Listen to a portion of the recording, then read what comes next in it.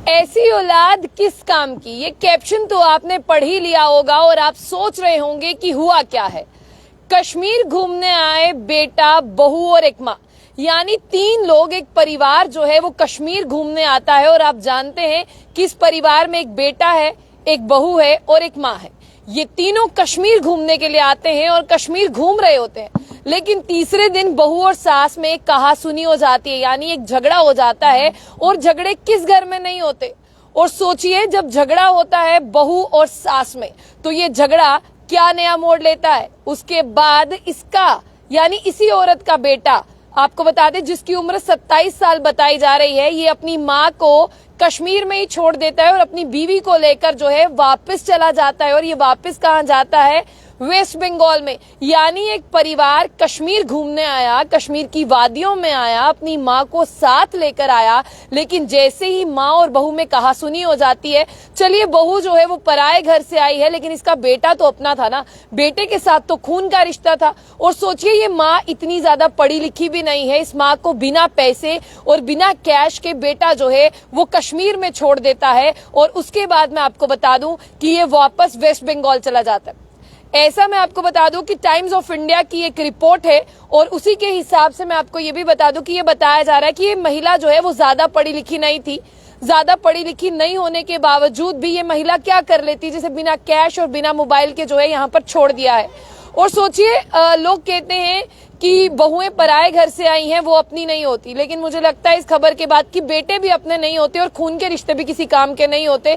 क्योंकि बहू और माँ में, यानी बहू और माँ में लड़ाई और झगड़ा होता है तो अपनी माँ को कौन छोड़ देता है? उसी माँ को कोई इतनी दूर छोड़ देता है। यानी वेस्ट बंगाल से आप कश्मीर की सुंदर सुंदर खूबसूरत वादियां देखने आए हो, वहां से आप अपनी माँ को लेकर आए हो, और जब बहू और सास में कहासुनी होती है तो आप अपनी बीवी को प्रेफरेंस देते हो, अपनी बीवी को लेकर चले जाते हो। ना ही माँ के पास कुछ खाने का सामान है, ना ही माँ को कोई मोबाइल दिया है, ना ही माँ को कोई पैसे दिए हैं। आप सोचिए, वेस्ट बंगाल से आई हुई लेडी कश्मीर में सरवाइव किस तरह करेगी, किस तरह से वो यहाँ पर रहेगी, किस तरह से करेगी और किससे बात करेगी? क्योंकि एक लैंग्वेज बैरियर की बात करते हैं, वो भी रहता है। जब आप किसी और राज्य में आते हैं, किसी और स्टेट में आते हैं, किसी और यूटी में आते हैं, तो एक लैंग्वेज बैरियर भी जो है एक हमारा सबसे बड़ा ड्रॉबैक रहता है, जिससे हम किसी को जो है वो समझा नहीं पाते।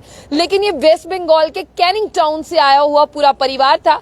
उसके बाद में आपको बता दें कि जब ये कैनिंग टाउन अपने वापस चले जाते हैं, जो वेस्ट बंगाल में पड़ता है, वहां पर इन्हें रिश्तेदार पूछते हैं, भैया माँ की उम्र 50 साल है, कहाँ रह गई माँ? ना कश्मीर में कोई रिश्तेदार है।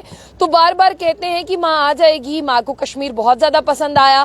तो जो मौसी रहती है, यानी जो 2 बहनें होती हैं, एक उसकी बहन वेस्ट बंगाल में रहती है, वो कहती है कि ठीक है, माँ को कश्मीर बहुत ज्यादा पसंद आया, लेकिन बहुत वक्त हो गया है, तुम बताओ माँ कहाँ है? जब नहीं बताते हैं तो दाल में कुछ काला जो है इनकी मौसी को लगता है, और मासी यानी इनकी मौसी वहां पर कहते हैं, और मासी माँ भी होती है, तो वो इनकी कंप्लेंट जो है वो पुलिस स्टेशन में करती है। और पुलिस स्टेशन की अगर हम बात करें अपने वेस्ट बंगाल में करती है। जब वेस्ट बंगाल की पुलिस जो है वो कश्मीर में तफ्तीश शुरू करती है कि एक महिला आई थी, उसका ये नाम है, उसकी ये फोटो है, उसका ये पहचान पत्र है, तो आप इसे देखिए, तो यहाँ पर पता चलता है कि वो महिला जो है वो यहाँ पर है, कश्मीर में है, और फिर कश्मीर से उसे वेस्ट बंगाल पहुंचाया जाता है। और फिर वेस्ट बंगाल पहुंचने पर जब वहां के एसडीपीओ जो है उससे पूछते हैं कि क्या हुआ था, फिर वो बताती है कि हमें एक आर्ग्यूमेंट हुआ था। हीट ऑफ द आर्ग्यूमेंट ये था कि ये मुझे वापस लेकर जाना नहीं चाहते थे, बट इन्होंने मुझे ये नहीं कहा कि ये मुझे छोड़ जाएंगे, इन्होंने मुझे घुमाने लिया, और घुमाने लेके बहाने जो है इन्होंने मुझे उस होटल में भी नहीं छोड़ा जहां पर हम चेक इन करके रुके थे, ये मुझे घुमाने लेकर गए हैं, और इन्होंने घुमाने के साथ ही मुझे एक प्लान बनाया और मुझे छोड़ दिया। और कश्मीर में वो महिला जो है वो बात नहीं कर पा रही थी, क्योंकि वो महिला इतनी ज्यादा पढ़ी लिखी नहीं थी। लेकिन कहते हैं ना कि कश्मीर के लोग भी बहुत ज्यादा अच्छे हैं, और कश्मीर में लोगों ने ध्यान रखा।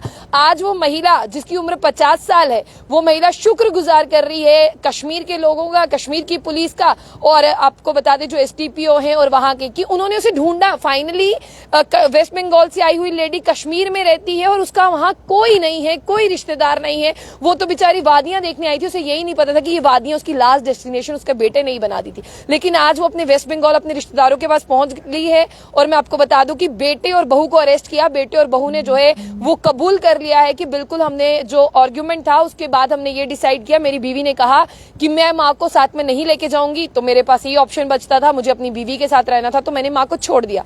सोचिए, उस बेटे ने अपनी माँ को छोड़ दिया जिसने 9 महीने उसे अपने पेट में रखा, पेट में रखने के बाद उसे दुनिया दिखाई, दुनिया दिखाने के बाद शादी की, शादी करने के बाद बोला कि ठीक है भाई तुम अपनी लाइफ में आगे बढ़ो, और आगे बढ़ने के बाद वेस्ट बंगाल से कश्मीर लेकर आए हैं घूमने और कश्मीर में अपनी माँ को छोड़कर जा रहे हैं। आर्ग्यूमेंट ये भी कह सकता था कि आप एक दूसरे से बात ना करें, तुम बीवी और जो माँ है उससे जो है वो तालमेल कम रखो, लेकिन लेकर तो जाओ यार, इतनी इंसानियत तो तुम लोग दिखाओ। इंसानियत हम कहते हैं ना जिंदा है, लगता है इस खबरों के बाद इंसानियत मर गई है, लेकिन कश्मीर के लोग और वेस्ट बंगाल में जिन्होंने शिकायत दर्ज करवाई, वहां की पुलिस, कश्मीर की पुलिस, कश्मीर के लोग बहुत ज्यादा अच्छे हैं, ताकि उन्होंने इस महिला को जो है वहां से वहां पहुंचाया, महिला खुश है। फिलहाल के लिए ऐसे बेटे और बहू के लिए क्या कहेंगे, पुलिस ने तो इन्हें पकड़ा है, अब इनके ऊपर जो चार्जेस लगने हैं वो तो लग के रहेंगे, लेकिन फिलहाल आप लोगों के अंदर दिल है, इंसानियत है, आपकी इंसानियत क्या गवारा करती है उसके बारे में जरूर बताइएगा। जाने से पहले जंबो बुलेटिन न्यूज को लाइक और फॉलो करना ना भूलें, और हाँ ऐसे बेटे के लिए ना अकेले से बताइएगा, क्योंकि इस बेटे और माँ का जो रिश्ता है ना वो बहू से भी बढ़कर है। ऐसे बेटे के लिए आप क्या कहेंगे वो जरूर बताइएगा।